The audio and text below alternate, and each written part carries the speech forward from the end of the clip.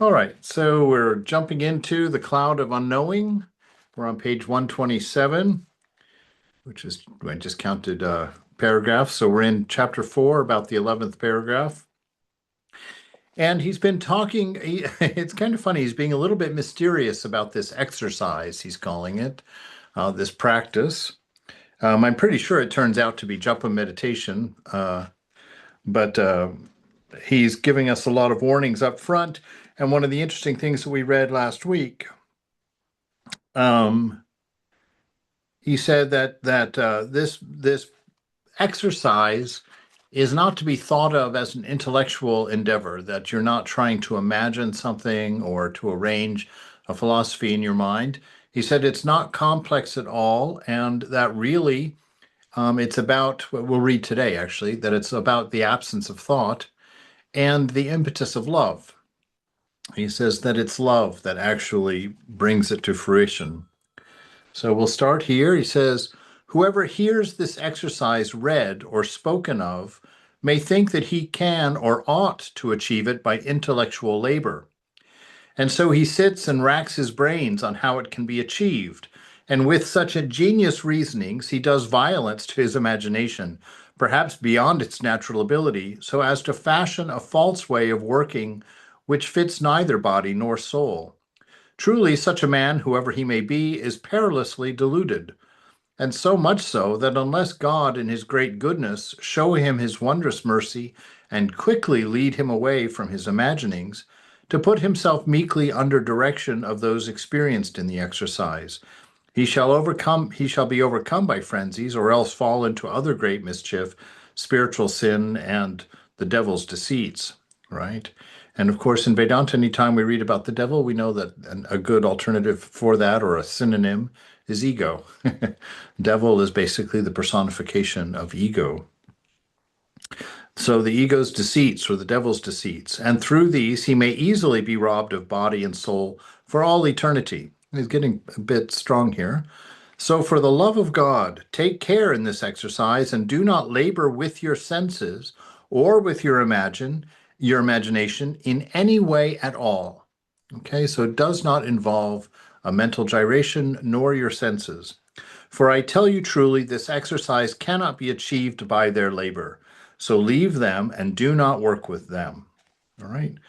So this is a good pointer. This is not an effort, right? We've talked about how our practice, spiritual practice in general, is not a doing or achieving or a grasping after a goal. It is a realization, and it's a realization of something that already is. We've talked about your realization, what you'll realize, your liberation of the self, is already true. You already are what you are, right? But you're not being. You're being someone.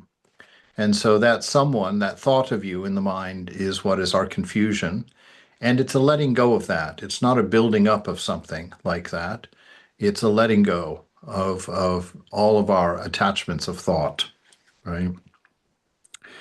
So he says, now when I call this exercise a darkness or a cloud, right, like the name of the book, The Cloud of Unknowing, he says, do not think that it is a cloud formed out of the vapors which float in the air, or a darkness as you may have in your house at night when your candle is out. For such a darkness or such a cloud you can certainly imagine by subtle fancies, as though it were before your eyes, even in the clearest day of summer, and likewise on the darkest night of winter. You can imagine a clear shining light, but leave such falsehood alone. Okay, so it's not something to be imagined like that. I mean nothing of that sort. When I say darkness, I mean a privation of knowing, right? A silence, yeah, that it's not a thought. It's not an imagining. It's not happening in mind. I mean a privation of knowing, just as whatever you do not know or have forgotten is dark to you, because you do not see it with your spiritual eyes. For this reason, that which is between you and your God is termed not a cloud of the air, but a cloud of unknowing. This is Maya, this cloud of unknowing, is basically all of the impetuses of narrative in the moment by the mind when you think that your body mind, when you identify with this body as my body or me, and your mind as my mind or me, and especially as your thoughts as my thoughts. When you identify with these things, you charge them, you give them a power, and if you attach to them, they remain with you. They become part of your your character, part of your samskara, within you. So we want here not to hold a cloud of unknowing in the mind, which means he doesn't want you to have a particular thought about anything in this process. He doesn't want you to have an idea about it. He wants you to look into silence, or his darkness, as he's calling it, an absence of knowing, right, in the classical sense. So it's not knowing something that is relational, right? All of our thoughts are relative to other thoughts. And so what we're trying to see here is a truth that is not relative. And so the mind is going to go dark on that because the mind cannot conceive of something not relative. It works purely in a relative way. That's how it distinguishes, how it names objects, right? So, chapter 5, he says, during this exercise, all creatures and all the works of creatures, past, present, or future, must be hidden in the cloud of forgetting, right? So, we're not going to hold on to any notion of anything that we know. We're not going to use any idea of causation, right? So this means get rid of the idea of doing something. This means get rid of the idea of building on something or understanding something or thinking about something or imagining something. This is what he's talking about, that we have to put everything into the cloud of forgetting. We have to let it all go, right? If ever you come to this cloud and live and work in it as I bid you, just as this cloud of unknowing is above you, between you and your God, in the same way you must put beneath you a cloud of forgetting, between you and all the creatures that have ever been made. It seems to you, perhaps, that you are very far from him, because this cloud of unknowing is between you and your God. However, if you give it proper thought, you are certainly much further away from him when you do not have the cloud of forgetting between you and all creatures that have ever been made. Whenever I say all creatures that have ever been made, I mean not only the creatures themselves, but also all of their works and circumstances. I make no exceptions, whether they are bodily creatures or spiritual, nor for the state or activity of any creature, whether these be good or evil. In short, I say that all should be hid under the cloud of forgetting. Right? So he's really saying quite clearly, it doesn't take much probing, but there are some significance to it. Anything created, right? Because anything that changes, we know from the teachings of Ramakrishna that anything changing is unreal. And so all creatures that have ever existed, anything created that has ever existed, will fall into that category of changing, right? So he's telling us here in a different speak, a different description, basically to forget anything that changes, place them below you, right? And then that which is standing between you and God is your assumptions of self, really, right? Because you have that divine image, the image of God that is within you, that God put there at the very beginning. Since we're going through the Christian perspective, God created you in his image. And we know in from the Vedanta, what is that image? It's a thing that's confused many people over the ages. Many people think, well, God has a form like our form, so that's his image, right? But unlikely. And we've heard that it's image like a reflection, which is very Vedantic in its persuasion. That we are created in his image, meaning that we are a reflection of God. And I like that one. That kind of plays with that idea that we got from Simone Weil, that mystic from France, where she says that God is a noun, the noun of love, wisdom, and being, existence, and that we are the reflected noun, the verb to God's noun, right? So God is love, We are loving. God is wise, is wisdom. We are wise. God is existence. We exist. Right. So we're a reflection in that way. And so we want to know that which does not change, that which is unchanging within us. And so anything that arises from that, whether it's good or evil, spiritual or physical, uh, uh, forget about it and anything that it does, right? So it doesn't play any narrative in what we're trying to accomplish here. For though it is very profitable, he says, on some occasions to think of the state and activities of certain creatures, in particularly, nevertheless, in this exercise, it profits little or nothing. Okay, so we're not going to do it. Being mindful or thinking of any creature that God ever made, or of any of their works either, is a sort of spiritual light. The eye of your soul is opened on it and fixed upon it, like the eye of the bowman upon the eye of a target that he's shooting at. I have one thing to say to you. Everything that you think of is above you during this time, and between you and your God. Insofar as there is anything in your mind except God alone, in that far you are further from God. Okay. He's got a very interesting way of describing this and putting it above us and between us and God. But basically, what he's saying here, look at this. He says, everything that you think of, all right, everything that you think of is blocking you from the divine, blocking you from seeing God.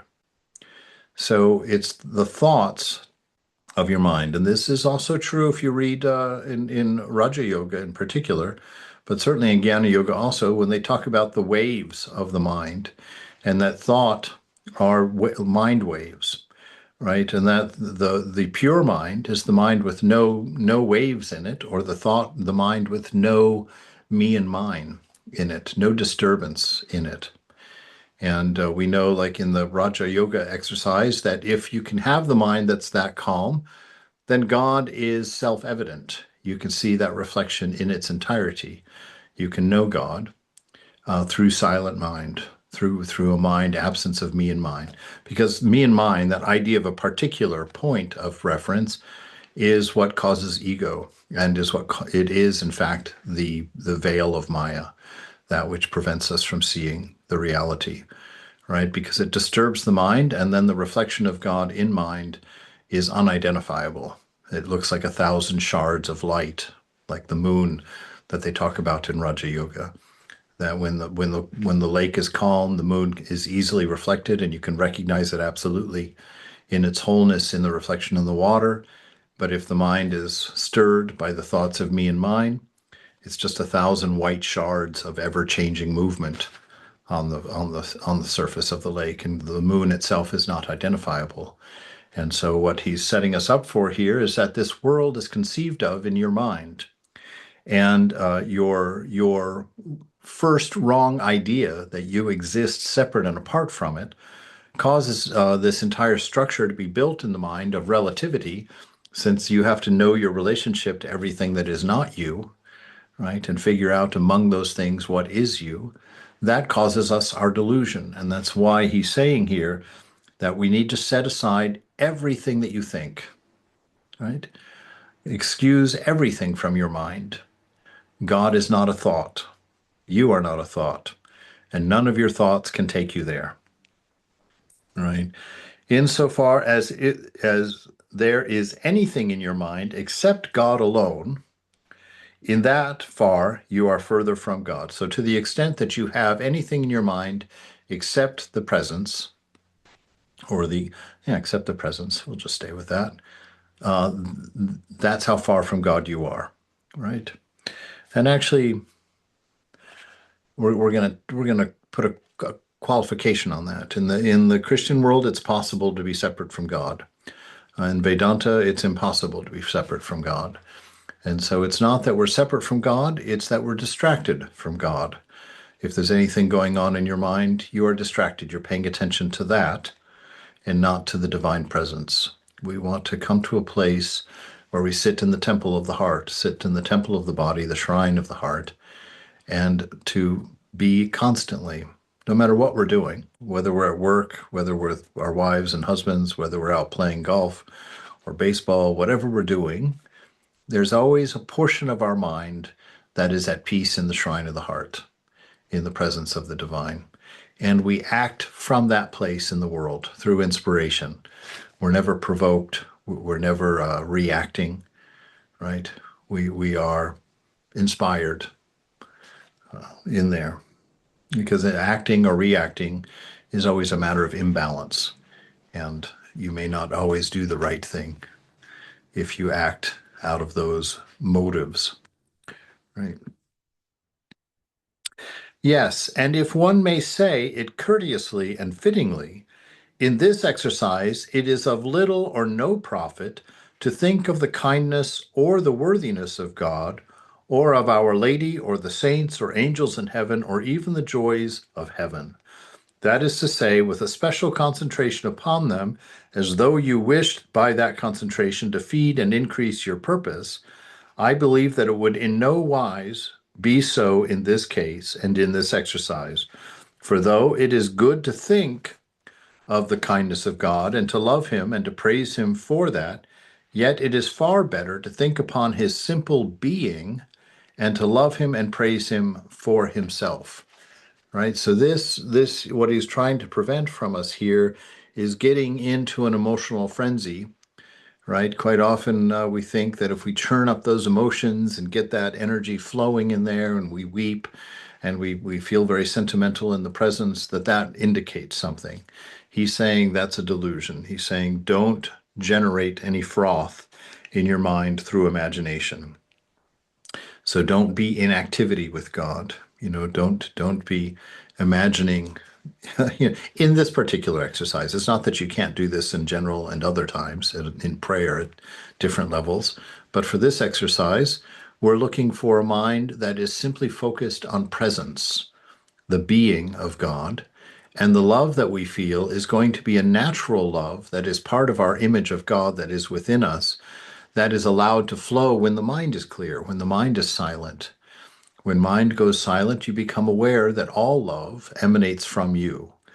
And in that awareness of that love and in the silence of mind, you are. And in that being, you're loving and you're wise, right? And you're present. You're not lost somewhere in your mind. You're fully present, and your impetus toward all things is a general fondness, a general fond regard, as Brother Lawrence used to say in the practice of the presence. And that the love you have for God is the love for love itself, right? That it's not a generated thing.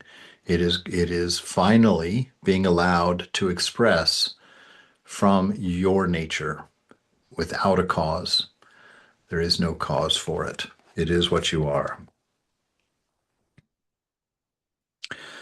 So to love him and to praise him for that, yet it is far better to think upon his simple being and to love him and praise him for himself, for love's sake. Chapter 6, he says, a short appreciation of this exercise by means of question and answer.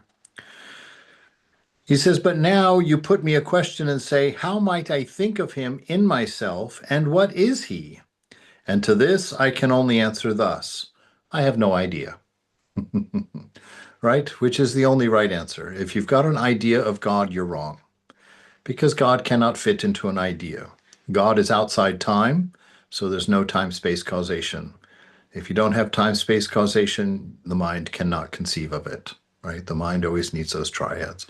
We keep coming back to the same general principles, no matter what we're looking at, So the truth is one. Those sages have called it by many names. He says, I have no idea, for with your questions you have brought me into that same darkness, into that same cloud of unknowing, where I would you were yourself. For a man may, by grace, have the fullness of knowledge of all other creatures and their works, yes, and of the works of God's own self, and he is well able to reflect on them. But no man can think of God himself. Therefore, it is my wish to leave everything that I can think of and choose for my love the thing that I cannot think. All right, very cool way of putting it, right? So we're not trying to fall in love with something that we can think of. We're trying to fall in love with that which cannot be a thought, right?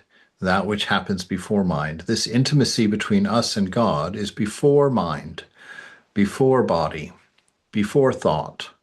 It's what we are before a thought arises to us, right? And in that space, you are intimate with the beloved already. That's why they call the maturation of this exercise a realization, right? A realization, oh my God, you've always been here, and I've never noticed, right? I've never touched you because I was living in my mind as a thought among thoughts. So therefore, it is my wish to leave everything that I can think of and choose for my love the thing that I cannot think, because he can certainly be loved, but not thought. He can be taken and held by love, but not by thought. Therefore, though it is good at times to think of the kindness and worthiness of God in particular, and though this is a light and part of contemplation, nevertheless, in this exercise, it must be cast down and covered over with a cloud of forgetting, right? So you just have to look past. The exercise is to let the mind calm down by not being interested in anything that arises as thought. To let the thoughts always arise from emptiness, present themselves for a moment, and then fall away into forgetfulness, unless you attach to them. If you attach to them, then they keep coming back. If you attach to them enough and they keep coming back enough times, then they become part of your identity, right? A deep attachment. And those are very hard to overcome because they stay there for many years until you're not even aware of them anymore. And so this is why our growth seems to have many levels. It's because we become aware of things that have happened a long time ago that we have attached to, and that we just stop paying attention to our attachment. And yet they determine our worldview. They determine our actions in the day. They determine what we call our karma. Right? So he's saying here, we really have to do the best in this exercise to let everything be forgotten. Let it all arise and fall. Don't hold on to it. Don't pay attention to it.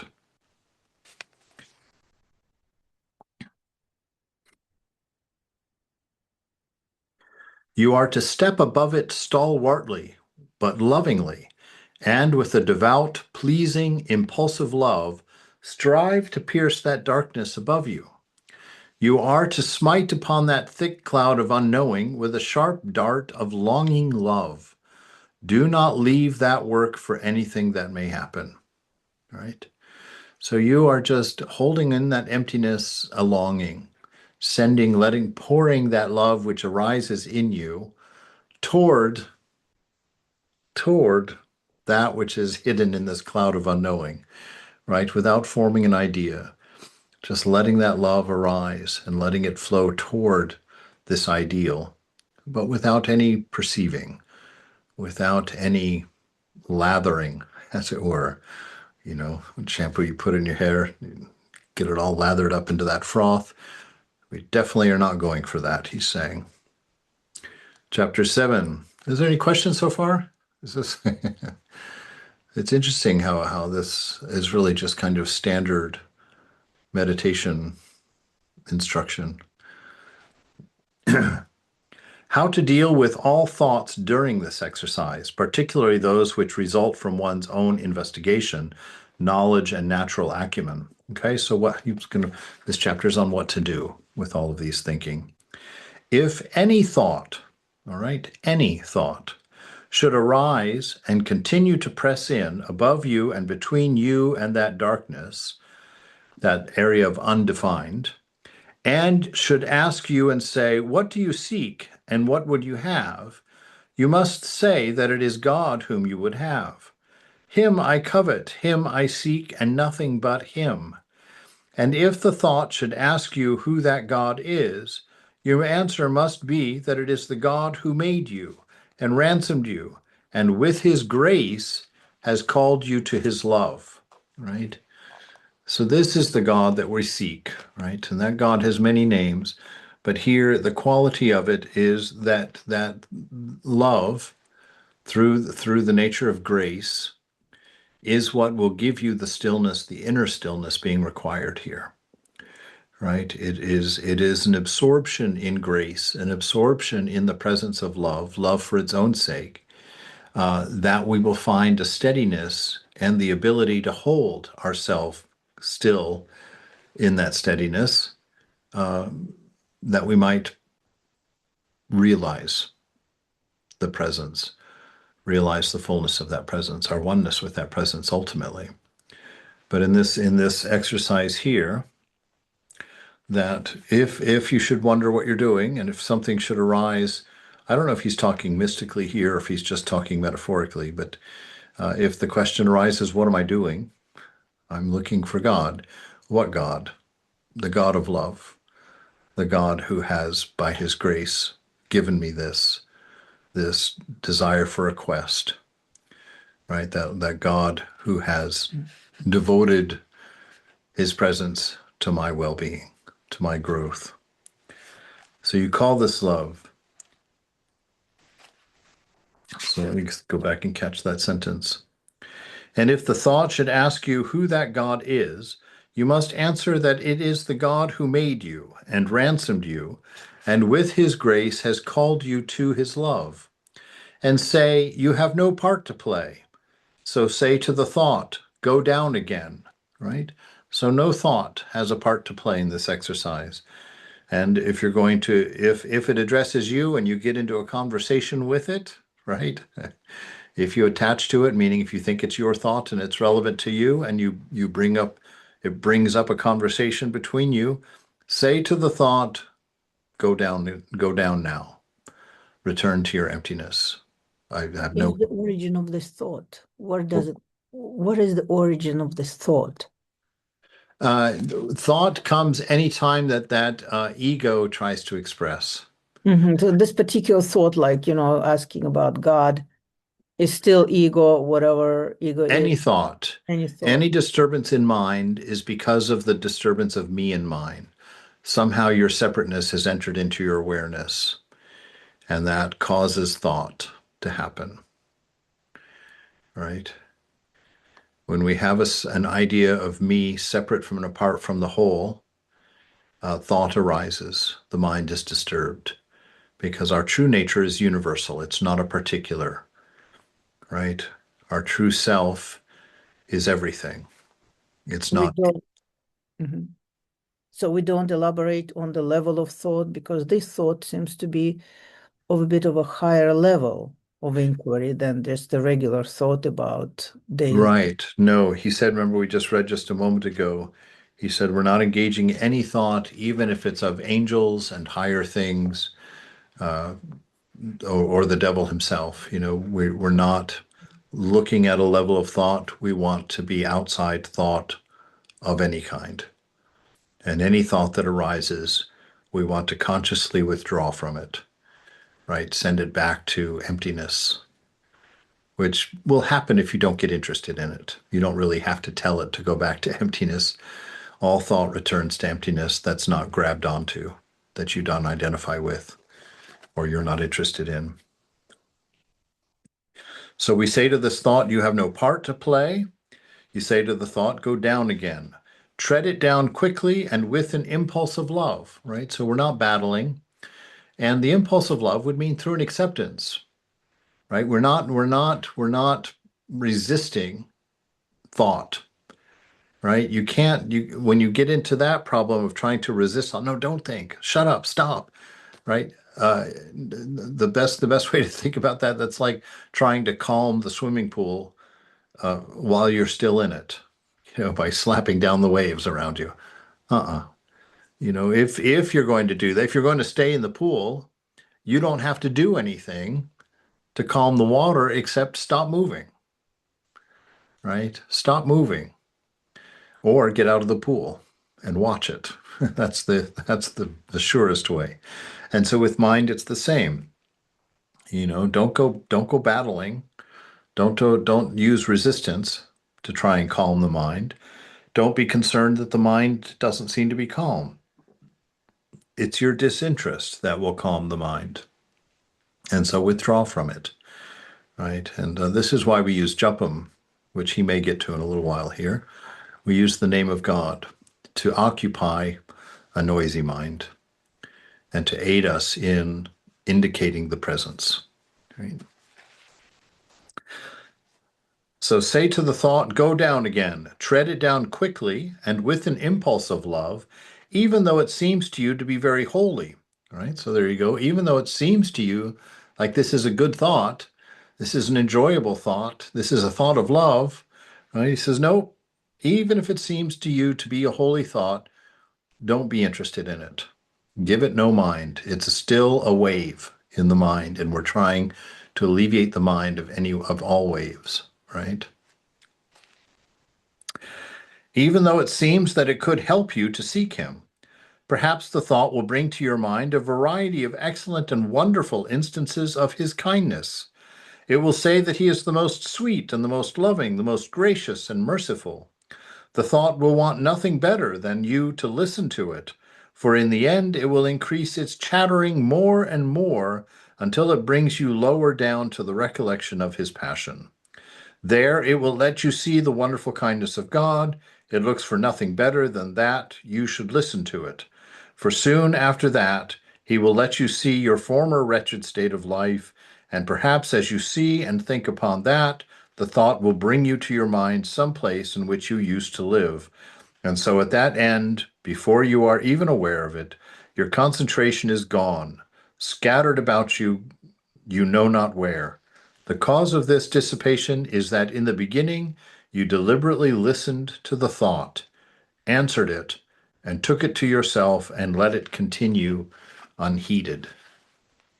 Some great, very, very particular teaching right there, right? It is thought itself and your interest in it that leads you into Maya. Because all thought is relative, and Maya is the world of relativity, right? And so we're trying to hold to the absolute, the unchanging presence of God, the Father, not the Son, right? And just to clarify, that one is Word with God. You know, that's activity. That's the world of thought. That's Word with God, and the Word was God, right? From John, is the divine absolute, the unchanging one without a second, right? The present God, God the Father. And of course, the Bible doesn't hold that line steadily, although it mentions and defines that line. It doesn't hold on to it. God, in the Bible, when they say the Father, in Vedanta we would say Brahman would be God the Father, right? And that any expression of God would be Word, would be the Son. And so we're not trying to see anything moving. We're not trying to be interested in the moving world at all. We're trying to look into the silence, look into this darkness, if you want, but it's the darkness like the night sky, right? The night sky looks like it's dark, but it's not. It holds the light of a trillion suns, but there's nothing to reflect off of it, right? You've moved your ego out of the way. And so even though you might have the light of 1,000 thoughts in the mind, you're not paying attention to them. You're not attracting to them. You're not reflecting them. You're just allowing them to go through you. So you are the dark night sky, pregnant with light, but not resisting any of it, not redirecting or bouncing out of it, any of it back, as it were. So you're just there.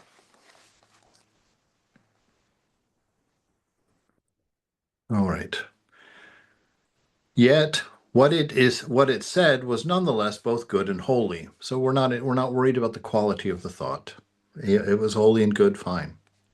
Yes, indeed, so holy that if any man or woman should think to come to contemplation without many sweet meditations of this sort, on their own wretched state, on the passion, when they say passion, they're talking about the sacrifice of Jesus when he allowed himself to be crucified on the cross, right? To demonstrate God's love for us. That's the passion. And the kindness and great goodness and the worthiness of God, they will certainly be deceived and fail in their purpose, right?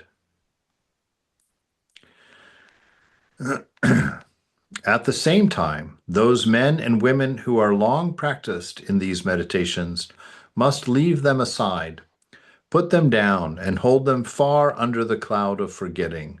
If they are ever to pierce the cloud of unknowing between them and their God, right? If you're going to get rid of your ego, to pierce the cloud of unknowing, right? Because the ego is our ignorance that we have lied to ourselves about, identified with, and we keep it as a buffer around us in a world that we don't know at all. The ego gives us a sense of safety, right? And if we want to push past that, we cannot interact with any thoughts. Why? Because to interact with a thought, you have to first assume your separateness from it, right? To have a thought, you have to assume your separateness from it. And if you're thinking about God and you're having nice feelings, you, by necessity, have separated yourself from God. And now God is being held as an experience. But God is not the experience. God is the experiencer, right? He's the you on the other end of that experience. And so he's telling us, keep a mind dark. Don't set up any stories, narratives. Don't walk with God. Don't sing with God. Don't be with God. Don't love God. Be silent and let your longing love be projected into that darkness, right? And that will bring us to this realization.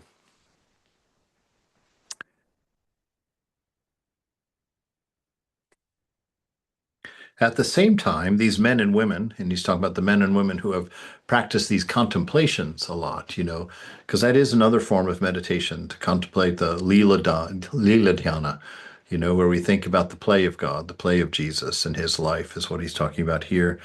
Even if you've done that meditation extensively, say, who are long practiced in these meditations must leave them aside, right? So even if we've enjoyed them and even if we've liked them, even if we're able to generate a wonderfully pleasant feeling of love inside, still understand that if God is separate from you and causing that love, you still are looking into a cloud of unknowing, right? It's still ego because you're separate. Put them down and hold them afar under the cloud of forgetting, if they are ever to pierce the cloud of unknowing between them and their God. So if you really want to do this exercise and have this direct experience, we'll call it, of God, of the divine, you have to put thought aside, no matter what its quality. Therefore, and the reason I think he's being so adamant is because thought is a fundamental part of our existence as ego selves, as our lower self. Everything that we want to know, we go to the mind to know. And this information that we want to know, God, is not in the mind, is not relative, and cannot be stored in the mind, cannot be conceived of by mind. So this is something that is already ours, has always been present, does not move, cannot be experienced, right? It is not an experience. Why? Because there's no other. Right? God is not an experience because not your ego self, but your silent self, the self with no description, the unchanging you, is one with God, right? In a divine, infinite relationship, everlasting relationship, which is illegal to say because relationship comes from relativity. Relationship comes from two being one together, right? We want to negate even that, right? Until there's nothing. Therefore, when you set yourself to this exercise and experience by grace that you are called by God to it, then lift up your heart to God in a humble impulse of love, right? Open, right? Open to God with a loving impulse. with a general fond regard, basically a trust, basically faith, right? Where are you going to get this general feeling of love from? From the grace that gives you permission to approach the divine. Not your behavior, not your quality as a person, not how much jopam you've done, not how many scriptures you've memorized, not how nice you are, but because God loves you. And that is enough for this exercise, right? So we sit in that, we let that love, that natural response, not reaction, but natural response to grace be what we allowed, like incense smoke. We allow it to rise up from us toward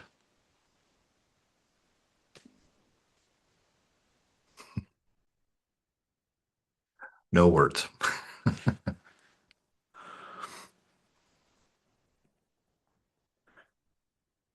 Lift your up your heart to God by a humble impulse of love, and mean the God who made you and ransomed you, and has in his grace called you to this exercise, right? So that's your faith, that this grace has inspired you to this exercise, and that the divine presence is going to reveal, not through the senses, not through the mind, but through a direct experience by the experiencer. Ugh. Have no other thought of God, and not even any of these thoughts unless it should please you. For a simple reaching out directly toward God is sufficient, right? Knock, knock. You don't have to open the door. You just knock, which is this raising your heart with this general sense of love toward the beloved. For a simple reaching out directly toward God is sufficient, without any other cause except himself. If you like, you can have this reaching out wrapped up and enfolded in a single word. This is a mantra, right? In a single word, so as to have a better grasp of it. Take just a little word of one syllable rather than of two, right? So he's going for a very simple uttering that takes very little exercising of the mind, right? Minimalizing it here. So take just a little word of one syllable rather than of two, for the shorter it is, the better it is in agreement with this exercise of the spirit, right? Because too many words, it's going to pull you into too many words. Such a one word is God, or the word love, right? So these are names of God, right? So he's giving you a name of God to hold your mind steady, because the mind wants to wander. So if that's a struggle, come up with a word that expresses God, right? So his name, God, or the word love. Choose which one you prefer, or any other according to your liking. All right, so now you can bring in Krishna, Mother, Buddha, Rama, anything, whatever is your chosen ideal, as we say in the Vedanta, your highest ideal.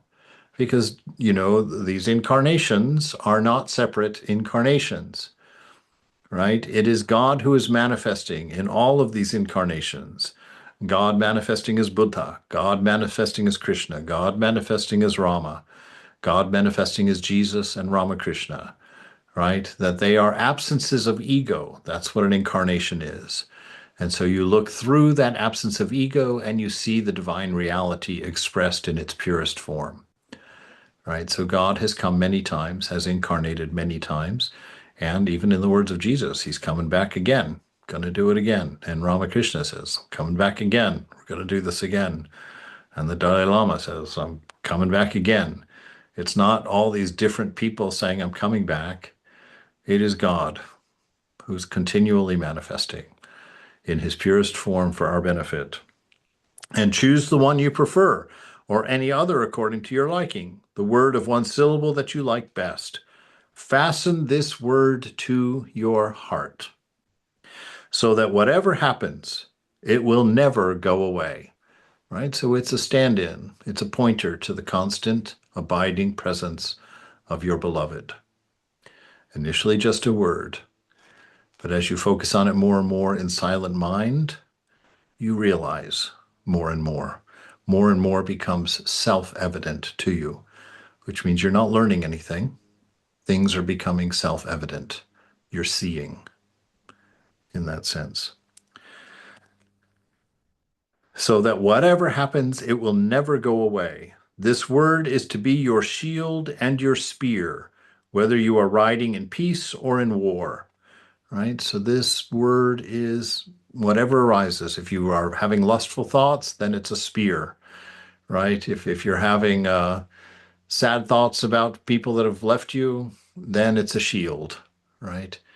So this word is your refuge. It's your cleft in the rock, as it were. This word is to be your shield and your spear, whether you are riding in peace or in war. With this word, you are to beat upon this cloud and this darkness above you, right?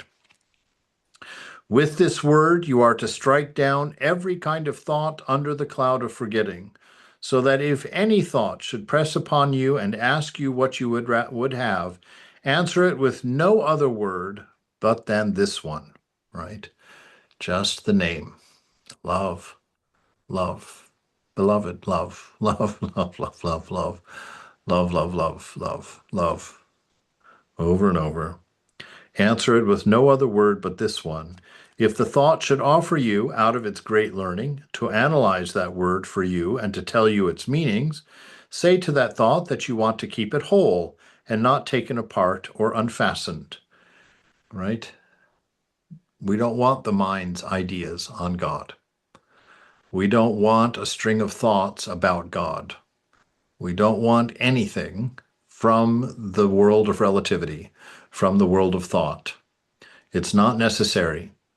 I am that, and I will know it in silence when nothing is telling me anything. Right? Keep it whole and not taken apart or unfastened. If you will hold fast to this purpose, you may be sure that the thought will not stay for very long. And why? Because you will not allow it to feed itself on the sort of sweet meditations that we mentioned before. Right? All right, so we're going to stop there for today. I think he's has really driven home a point here.